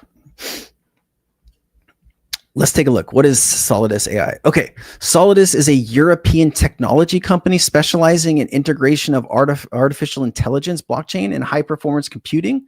HPC solutions. The company aims to democratize access to powerful computing resources, making advanced AI and blockchain capabilities accessible to businesses, developers, and institutions without the high costs typically associated with such infrastructure. Solidus AI Tech operates a 8,000 square foot eco-friendly data center in Bucharest, Romania, powered entirely by renewable energy. Wow, that sounds pretty cool. The data center provides scalable on-demand GPU resources for AI, blockchain, and data-intensive applications, supporting industries such as healthcare, finance, government, and GameFi. The infrastructure is designed to optimize hardware efficiency, reportedly achieving up to 40% greater efficiency than industry standards. AI and blockchain services does talk about artificial intelligence as a service. Alas, I love these acronyms. You know, remember, like it keeps growing. It was like SaaS, and then there was like nodes as a service, and now it's alas. I just love it, man. It's gonna keep building. And look, it's BaaS, blockchain as a service. Oh man, this is pretty funny. Just looking at this a little bit harder, provides more blockchain solutions. All right, we understand kind of what it does. Let's see here. Solidus AI Tech is positioning itself as a major player at the intersection of blockchain and yada, yada, yada. Okay, so this is just weird. Hold on. Look, it takes me right to the docs. You gotta love it. See, it scanned the white paper and gave the information. That's freaking cool. Let me see. Is there like a website here that we could take a look at? This is very, very detailed. Holy crap. Introduction, mission, roadmap. Hold on. Twitter. Solidus AI Tech. Let's see. Oh shit, 600,000 followers. Okay. Live on Uphold. Okay, so this has been out for some time then. If it's live on Uphold, Solidus AI Tech. Okay, the market cap for this is 66 million. Okay, let's look at all. Okay, so we had this launched. Well, the earliest information on CoinMarketCap is September 1st. Let me see. Is actually August 28th. Remember, this is just information when CoinMarketCap started to follow the project. projects, once they launch, they pay CoinMarketCap like $5,000 or something like that to be on CoinMarketCap. And so this could have launched before this. This is just the data that's on the screen, just to give you full transparency on that. So it looks like this thing has a high of 43 cents. Right now, it's basically at 4 cents. It looks like there is a total supply of about 2 billion tokens. Circulating is 155 billion. That's good. Most of the tokens are circulating. About 75% are in circulation. I mean, this looks pretty cool. Obviously, this is something that needs to take a little bit more time to research. But what's up, Juan? Good to see you, brother. Sensei with the whip. I know. My brain, like, it is, if I hear like a toilet dripping or anything, I can't sleep. Like, I don't know what it is. Like, I have a white noise machine that I put on, to try to help me sleep. But like, I have my headphones on, and these are pretty thick headphones, and I can hear the music, and like, my brain either wants to listen to the music or it wants to do what I'm doing here. And it's difficult for me to focus on both. And I feel like I'm doing you a disservice when I can't fully give you 100% of my concentration. So not trying to be a dick. Like, this is the first time they've been down there for like 3 months. And this is the first time they've like really blasted the music. So I'm not really one to like complain, especially, when people just trying to like build a freaking pool deck. But what am I going to do, man? What am I going to do? All right. It does have to pass through the house. Yeah. If you go to the start of the chat, like the first maybe 5 or 10 minutes of the chat, I get into everything. What happens next? What's happened already? What to expect? I get into everything. It just, there's a lot of people that have, been here the whole time. And, I can't spend too much time going through the same information over and over again. It's kind of, I want to just go through some other news and information that we have. All right. Fair enough. Cool. Yeah, it was Senator Hagerty's bill. What are we talking about, John? Every wallet purchase I've ever made has been stolen. You got hacked? Is that what you're saying? God, you guys, it's such bad to hear, man. AI Tech is the ticker. No, I mean, it looks really cool, man. It looks cool. Well, I mean, you're used to seeing stuff like XRP and and Stellar and SHX, 100 billion tokens, a lot of tokens, right? So is 2 billion tokens a lot still? Some would say it is, and some would say it isn't, depending on what that is trying to achieve over a time period. Yeah, so that's something I wanted to get into, Jeff. I'm glad you brought that up. If people are not paying attention right now to what's happening between Israel and Iran, that is affecting markets right now, unfortunately. And it's kind of scary. Like, what's going to happen with that? Let me just show you some updates on that, Jeff. Thank you so much for bringing that up, Jeff. I really appreciate you. So this is just updates from today. President Trump is considering U.S. strikes against Iran. Per the Wall Street Journal, the U.S. is reportedly considering strikes as possibly among a range of options. From what I understand, I am not a global reporter, so please take anything I say at just that face value. I am not. The best channel, if you want to keep up with like war information and news, the best channel that I have found on YouTube that I watch almost daily is got to be Enforcer. Let me just sign in here real quick. I don't know why I've signed out. Hold on. Let me sign in. Oh, what's my password? Oh no.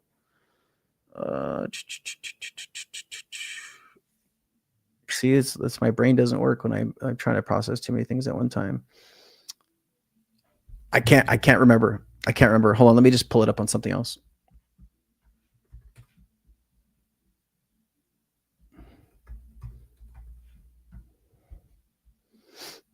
Okay. Here is the channel. This is the best YouTube channel for war-related content. This channel. They do live streams. They have 40,000 people watching their live stream. Seriously. But this is all that they talk about. They talk about the Ukraine and Russia conflict, and they've been really focused recently on what's going on with Iran and Israel. So if you're wanting updates on the war and what's kind of currently happening, that's probably the best place for you to get those updates. And obviously, if you like your Fox News or your CNNs or MSNBCs, if you like those two, great. But these guys get information like as it's happening, and they confirm everything, and they're like scouring Telegram groups and that is the best channel, period. End of story. Like, people always ask me, like, Sensei, what kind of stuff do you watch outside of crypto? Well, I watch a lot of like world stuff because I'm waiting for the next Black Swan event. Well, the crazy part about this is, this was like last week, I was making a video and I was saying, man, it's been pretty quiet recently in the crypto space. And I didn't want to jinx it, but like, if you remember 2022, we had Terra Luna crash, then we had FTX, and there was just these massive events that caused markets to tumble. And I'm hoping that this doesn't scale into one of those events. So, yes and no, right? Not your keys, not your crypto. I'm sure you've heard that.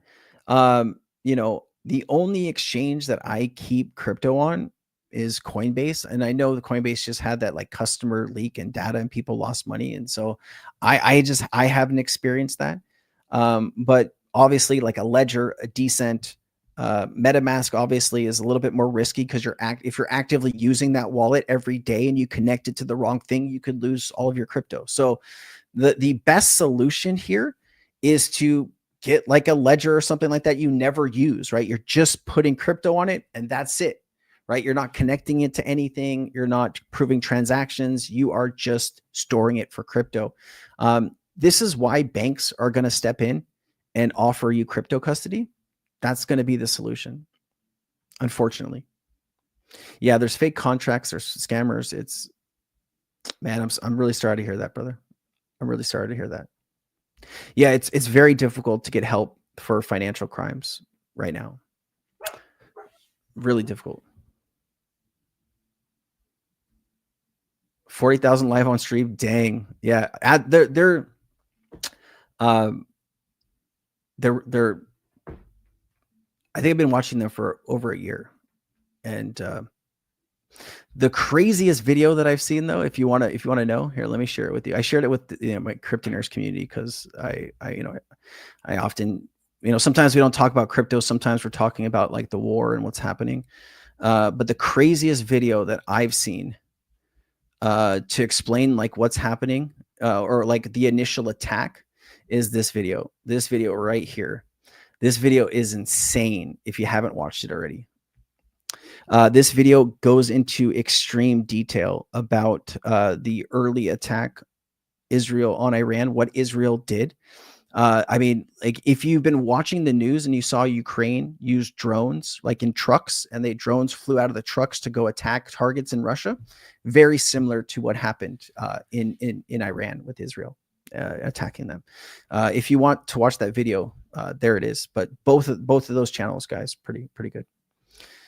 Man, scam text. That's not good, brother. I'm sorry to hear that. Please don't worry about fake news. Learn to make good decisions without being influenced by fake news. What's fake? Not sure what we're referring to as fake news. Everything I share on this channel is fact checked. So if you're hearing it and it's fact checked, it's a fact. Now, it might not agree with what you believe or what you think you believe, but it is fact checked. So say what you want. What do you need? What did I miss? How come no one takes into account the amount of times each XRP can be reused daily? Some people do, Curtis, but yeah, some people don't. I hear what you're saying. Mainstream news is fake. That's why I don't watch mainstream news. That's why I watch like YouTube channels like the one I just showed you. Everybody has an agenda, guys. Everybody has an agenda. I don't watch Fox. I don't watch MSN. I don't watch CNN. I watch private like channels like the Enforcer, like I just showed you. Like I feel like they provide very detailed research, and that's what I watch. I don't know like what your politics are or what you believe in. I'm not going to get into any of that because that is a freaking lost cause for all of us. So best of luck. I hope these channels help you better understand what's going on. There is a few other things that I wanted to touch on before we end it here today, if that's okay with you. Let me just show you here. A lot of information floating around Twitter about Banque de France and XRP. I made a video about this today. It's going to come out tomorrow, and it gives you actually all the facts around this. It's not just Ripple and XRP that the Banque de France has been working with. They've actually worked with 12 different solutions in the past 5 years. But they do think the XRP could be a solution for them, but they're also testing a few others, and I get into it in details in that video. Okay.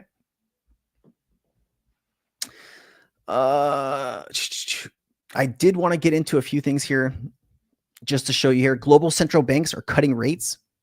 World central banks cut rates 15 times in May, the fastest monthly pace this year. This also marks as one of the largest waves of rate cuts in the century.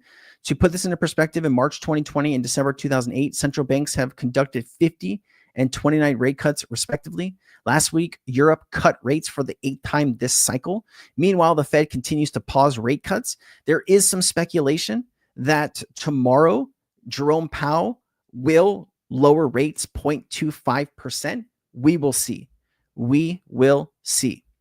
Corporate insiders are selling again. 778 corporate executives sold their shares this month through June 11th, while 200 bought shares, according to Washington service data.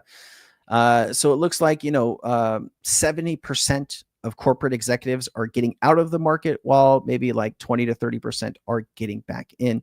This marks a ratio of buyers and sellers in November 2024 at 0.26. The insider ratio has fallen 0.13 points in the last 2 months. By comparison, the long-term average is 0.45. Corporate insiders are locking in gains. You also have foreign inflows to U.S. assets are re-accelerating. Foreign purchase of U.S. assets are on track to reach $138 billion in 2025, the second largest year on record, according to Bank of America. Since 2020, overseas investors have poured $547 billion into U.S. assets. This surge has been primarily driven by U.S. equity funds, which are not on pace for $136 billion in net inflows this year, the second highest since 2024. Since the beginning of 2020, foreigners' net inflows into U.S. equities alone have totaled $350 billion. After a brief pause, international buying of U.S. stocks is back. That's great to hear. And then this incredible foreigners hold $26 trillion in U.S. assets. That's crazy. The net international investment position measures the difference between what a country owns overseas and what foreigners own in that country. For the U.S., the imbalance has doubled over the last 5 years. A percentage of GDP, this metric has reached 87%. Making one of the largest deficits among developed nations. This comes as foreign investors continue pouring money into American stocks, bonds, and other assets. Additionally, the value of assets has grown rapidly, particularly in stocks. The U.S. market is beyond dominant. All right, let me do this. Let me take some time and answer any of the questions you guys have. I see we're kind of losing some interest here in what's going on. So let me just see if there's any questions I can answer, and then we'll call it a day here. Let's see here. Kendall Tanner. What's up, Kendall?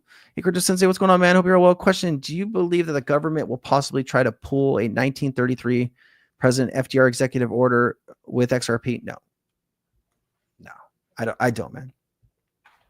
Because you got to understand, Kendall, that not all XRP owners are in the U.S., right? And so how would you do that? You would, confiscate some of it, but not all of it. I just don't think that's going to happen, Kendall, personally. Every bit of research I've done says no.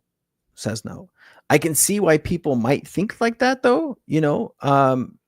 Very difficult for people to trust government on both sides of the aisle, whatever country you're in. But I don't think that's the plan for the United States. Thanks for your question, Kendall.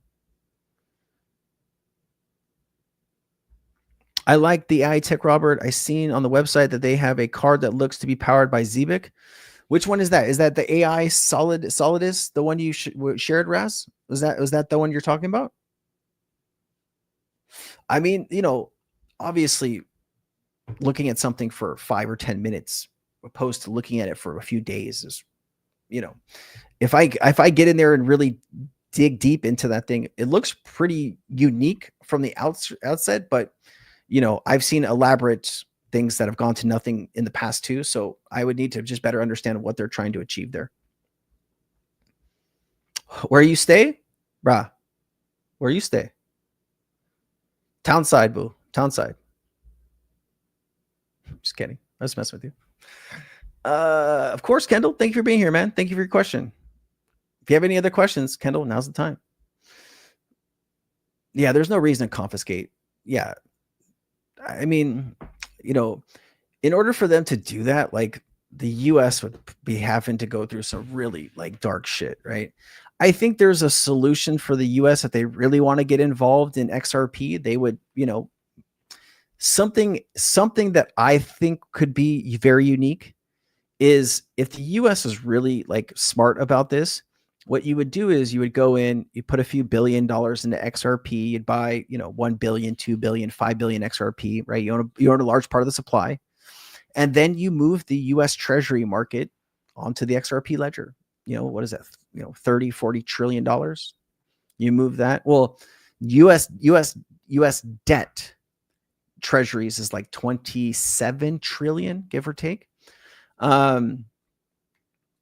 Total bonds globally, well, in the US is like 51 trillion because you have corporate bonds and you have all these different bonds. But yeah, no, I think, that would be something. I think that's a very, very big missed opportunity, because if you really wanted to pay off debt in the United States, that would probably be the quickest and easiest solution, right? Because if you brought $30 trillion on chain, like where do you think that would take the XRP price, right? Hundreds, thousands, I don't know. It would be a lot. It would be a lot. And then, you could sell some of that XRP in like dark pools, right? Or OTC. So you don't affect the price on the open market. And then you could use that money to pay down your debt. It's going to be much easier to do it that way than, hopefully Bitcoin goes to $700 trillion market cap. That's what they're hoping happens with Bitcoin, but there's not. See, the hard part is it doesn't really make sense to tokenize debt, right? Or tokenize stocks or bonds on Bitcoin because it's expensive. You can do the same thing on HBAR or on the XRP ledger for like dirt cheap. So it doesn't make sense to do these things on the Bitcoin blockchain. Plus you got 7 transactions a second, that's tough. I mean, there are like layer 2s and these other things that are built on the Bitcoin network that might speed up or help that kind of stuff, but it's really just not built for that. So, what are the governments or companies going to do? I don't know. It's tough. We'll see though. LEX, peace out, brother. Thanks for being here. You're so quiet, LEX. You're so quiet, man. I miss you. Hope you're doing well. Move it out of Robinhood. Are you guys talking about it? Oh, snap. All right. Kwai is beautiful, man. Kwai is beautiful. Well, thank you for being here. Really, really nice to see you, man. I know sometimes I drop a few hints of like, I lived in Hawaii for 10 years from like 19 years old to 30. I lived in Hawaii. So like 10, 11 years. I had to move back to California, have surgery. And I had, back to back procedures and surgeries in my lower 30s. And that wrecked me. It almost killed me. And my wife and I moved back to Hawaii a few years ago and almost lived here now together about 13 years total. So like 1/3 of my life I've lived in Hawaii. So it's home. It's home. Beautiful people, beautiful place, good food, beach. Although I'm scared of sharks, man. Like scared of sharks. What do you think about Decent Wallet? Yeah, I think decent wallets, it's a good one, Jess. Just make sure that you're buying from the manufacturer, like buy it from Decent. Don't buy it on Amazon. Amazon, anybody can sell, and sometimes there are scammers. So just be careful of where you buy it. I've heard a lot of really good things. I don't personally use it, Jess, but I've heard a lot of really good things about Decent and the company. So yeah, thank you for your question, Jess. Pierre from Germany. What's up, Pierre? Great to see you, man. Fabian, what's up, dude? Hey, Crypto Sensei, what I miss? Did we talk about the Genius Act bill? Bro, you know we did. You know we did. So we've been streaming for an hour and 40 minutes. If you go back to the very beginning of the stream, I get into all of it. If you want to just like the quick 20-second version of it, the Senate passed the Genius Act. It has to go to the House. If the House passes the Genius Act how it is right now, it'll go directly to the president's desk. If the House changes anything in the bill, it has to go back over to the Senate once it's passed to get a final vote, and then the president's desk. Got you, brother. Thank you for being here, my man. I'm hearing many stablecoins are being created by big industries and will possibly join the XRP Ledger. Oh, I'm so glad you brought this up, Christopher. Okay. So we're talking about stablecoins, and we're talking about companies and banks wanting to create stablecoins. So I've done a lot of content about this, and I think this is a very interesting topic personally. And so if you are a bank or if you are a company and you want to build a stablecoin, you have a few options. Okay. The first, there's like the easy way, and then there's the hard way. Okay. Let's talk about the hard way first. Okay. The hard way would be, I want to build my own blockchain, or I want to build my own stablecoin on a particular blockchain. You would need to go out and hire developers, right? Coders. You would need to have them build out the software, the smart contracts. Once that was done, you have to get that up and running. You have to sandbox test it probably for months or years. You can't just put something that you just built and have it go live, because if something fails, you're in trouble. And so you have to audit the contract, make sure there's no issues or flaws. Then you have to market it. You have to get people involved, or you're the only one supporting that stablecoin. That would be the hard way. And I just did a video on this, and I broke down like how long each step would take. Like I really get into this stuff. Let me see if I actually have that. I just did this video the other day, so I actually might have what I'm actually talking to you about. Hold on one second. Let me see.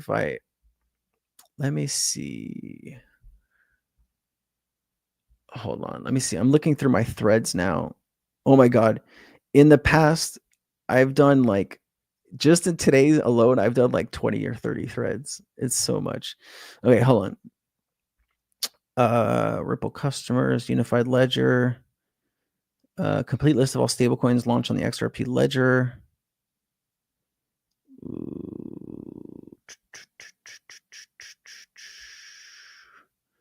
Man, there is a lot. If companies and banks build stablecoins, here it is. Okay, I got it. Check this out. All right. So your question is about banks, or your question is about building stablecoins. Okay, so hold on. If companies and banks globally build stablecoins and XRP, add billion. Oh no, wait, that's not the right one. Shit. Hold on. I'm trying to find this exact. I have so many windows. Just bear with me. I have this all built out already though somewhere. No, that's not it.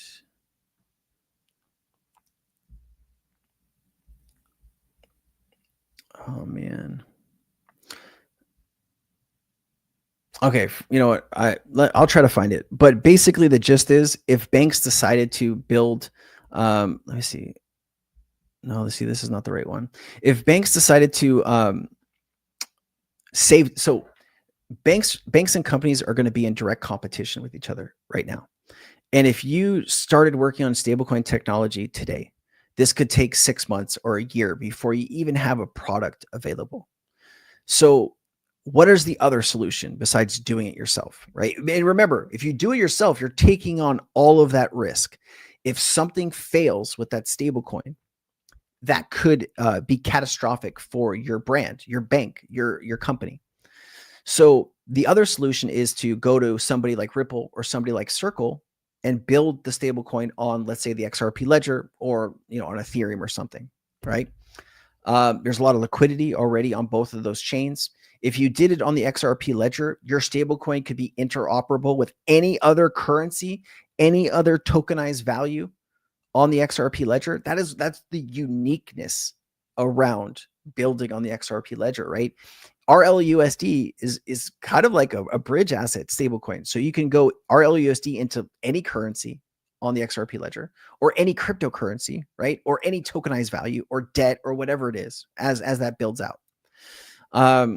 So banks could get up and running, or companies could get up and running on stablecoins much more quickly, and they could de-risk, right? They wouldn't be taking on all the risk. It wouldn't be their technology that it's built on top of. It would be Ripple's technology. So if something happened, right, they could have some deniability, obviously, but you look at RLUSD and the way that was put together.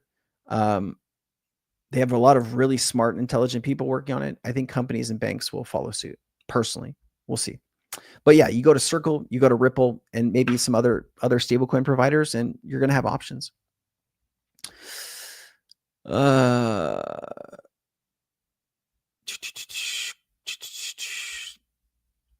Jonas, what's up? Nice to see you. Eventually, every business will have their own stablecoin. It's probably. I mean, some of them will be small enough to not care.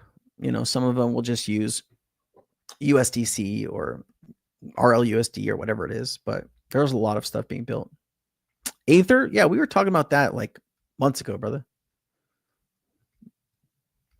I really like Aether. Yeah, I mean, probably the best time to buy Aether is when it launched. I would think. I haven't looked at it for like six months or something, so I'm not the best person to ask for that. I saw erupting on the news. Thought about you guys are okay. Yeah, it's a different island. Different island. Yeah. But thank you. Thank you. Oh, Jess, that's great to hear. That's great to hear, Jess. Jess was talking about buying a decent wallet. And so we were just talking about the best way to do that. And Jess did the best way. So she knows what she's doing. I love to hear that. What are your thoughts on HBAR? I'm honestly starting to worry it's going to nothing. Listen, guys, ladies and gentlemen, the crypto market is still a speculative market. If anybody has told you that we're at a utility phase, that's not quite accurate. People are still speculating on what these asset prices should be. That's not saying what these asset prices will be worth in 5 or 10 years, right?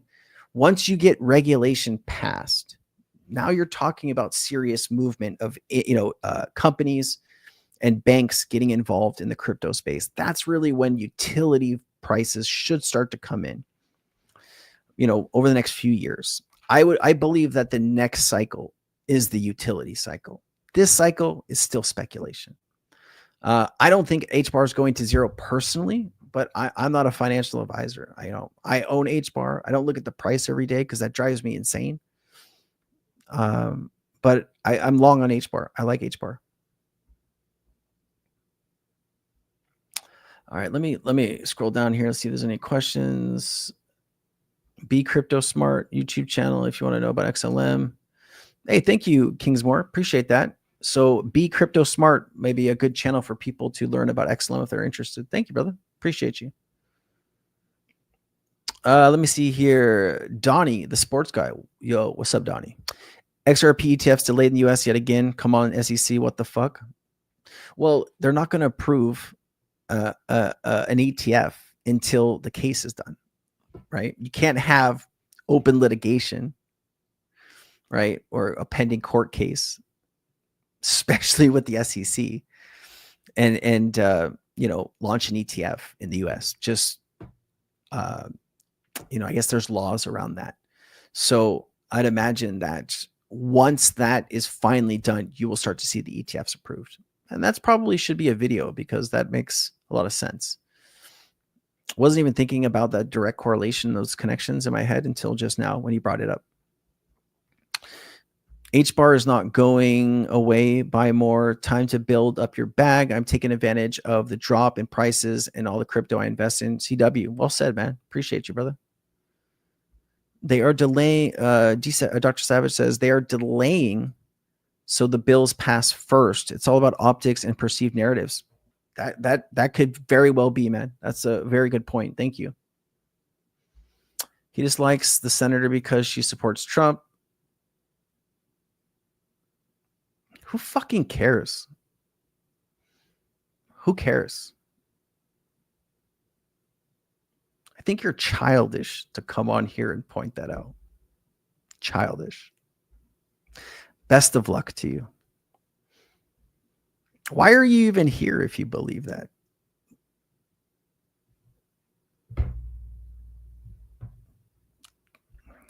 Some people, man. Will, Sensei has praised the Genius Bill by the Republicans. He gives praise and criticism on both sides. Awesome. I love that. We are not going to get into politics. My blood pressure is always, still through the roof. I can't do it. I was at a poker game and somehow politics got brought up, and I was listening to, people going back and forth, and it's amazing how much misinformation people actually believe. I thought it was started funny. I started laughing, and people looked at me like, what's so funny? And I said, have you guys ever thought to fact check any of the shit that you're saying? Right? I pulled out my phone. I got Perplexity on my phone, started fact checking in real time what they were saying. It was pretty funny. Oh man. Hey, but you know what though? I did communicate properly to those people, and I did show them how they could fact check some of the stuff themselves. And I thought that was helpful. But I wish you all the success, man. And who I vote for should not matter. Like who I am as a person. All right. Thank you. Let's see here. Curtis says, oh, I think we're saying whatever. Let's see here. Christopher Marco. So let's say the companies and banks decide to choose a stablecoin within the ledger. How would their debt be included within the ledger? Debt is of value, but the opposite direction. So I see what you're saying. Because debt is owed, right? I will do some due diligence on how debt actually looks on the ledger. If you remember, there's a clip from what is his name? Hold on. You know what? I know how to find this. I know how to find this. Debt issued on the XRPL. Hold on. I'm looking for a specific clip. Give me a second. What is the guy's name? It's not Curtis. Does anyone remember the clip I'm talking about? Where he's talking about debt issued on the ledger is still debt, still value issued on. I can't remember the guy's name. Hold on.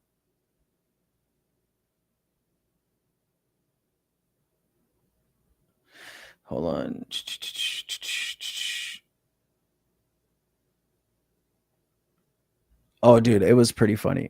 Dude. I mean, people get so passionate and worked up about things, and then when you bring them back down to calm status and you start putting facts in front of them, both sides spread misinformation and all of the stuff. So it can get hectic, man, but all good. Hold on. I'm trying to find, what is this guy's, is it Toby? What is the guy's name? He builds on XRP and XDC. What do I need to search to remember this person? I need to search. Oh, okay. Okay. $1 million XRP. That might come up. Yes. Here you go. So XRP could be at $100. Here you go. Here you go. Here you go. Why is this so fast? This is him. Quincy Jones. Quincy Jones is his name. All right. So here you go. $100,000, $1 million. It depends on how many assets you want to issue onto the network. So if you want to issue, $100 trillion worth of equity, cool. That's a lot of money on the network. What happens if they want to issue another $500 million worth of debt? That also adds value to the network. So there really is a mind-blowing amount of wealth, essentially, that can basically be flowing through these networks that we can't even comprehend because of that debt question of being able to issue more and more and more value in the form of. All right. Does that help you better understand?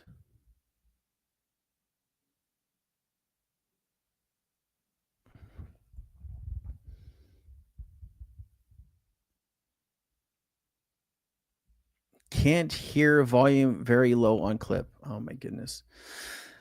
Let me see if I can find a different clip with him. But wait, you know what? Now that I know who it is, Quincy Q-U-I-N-C, Quincy Jones is his name. I mean, he's really Quincy Jones XRP. This is the guy. He's a really smart kid, man. He's really smart. Oh, here's the full clip. Here. But I'll give you a tiny hint of an idea of what could happen. So XRP is it's a financial instrument of value. And that instrument is basically, the instrument's really liquidity between different other instruments like bonds, stocks, currencies, all the everything basically. Yeah. And the XRP is only worth the value of the things that are issued on it because it would cost XRP to buy those things on the network and use that liquidity. Mm-hmm. So what ends up happening here is not only do you have to issue all of the equity, but you've also got to issue all of the debt.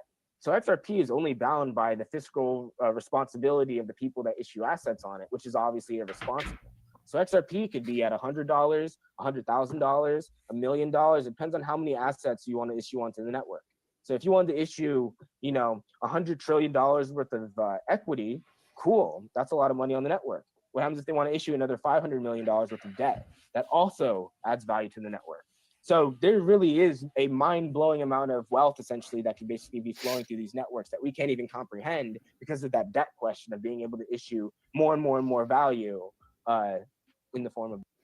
Okay, does that help you better understand the debt question? I hope it does. I don't really want to talk about it too much more, but that is the person to listen to about issuing assets on Ledger. I mean, that's what he does. That's his job. He's creating smart contracts and projects and all kinds of stuff. Really smart, intelligent guy. Okay. Yep. Still on, Michael. Still on. Yeah. All right, guys, listen, I have to go. I have an appointment here in about 30 minutes. I just want to thank you for your time, spending this time with me. I just wanted to once again say, if you can support any of the victims here on the Lunacy protocol scam, I'd really appreciate it. That I just left the link of how you could do that. If you have $5, $10, anything that you could do to help support these victims, I would really appreciate it, guys. Thank you for your time today, and have a great week. Thank you for spending this time with me. All right. Oh, I appreciate you. Thank you. Thank you so much. Yeah, Quincy Jones. I'll share the clip with you. There you go. All right, guys. I'll see you next time. Okay. I'll see you on Friday. New chat on Friday. Bring a friend. All right. All right. Thanks, Ariana. Appreciate you, Curtis. Aloha.